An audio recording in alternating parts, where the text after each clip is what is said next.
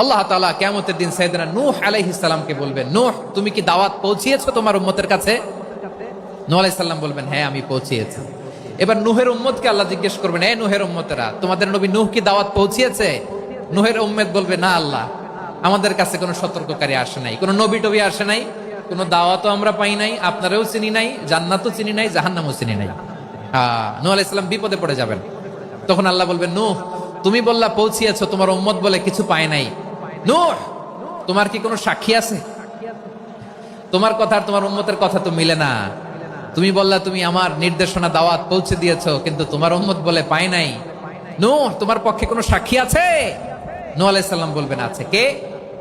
উম্মতে মুহাম্মাদী। তখন আমরা বলবো, আল্লাহ, আল্লাহর নবী নূহ আলাইহিস সালাম তিনি আপনি যা যা বলেছেন ঠিক তা তা তার উম্মতের কাছে পৌঁছে দিয়েছে। এবার নূহের উম্মতের সাথে আমাদের ঝগড়া লাগবে। তারা বলবে, তোমরা আসছো আমাদের হাজার হাজার বছর পরে, তোমরা কি করে জানলা? তোমাদের সাক্ষী ধর্তব্য হবে না? আমরা তখন বলবো, আমাদের কোরআনে তোমাদের নবীর নামে আল্লাহ তাআলা একটা সূরা নাজিল করেছেন, সূরাতে নূহ। আওয়াজ করে পড়েন আল্লাহু আকবার।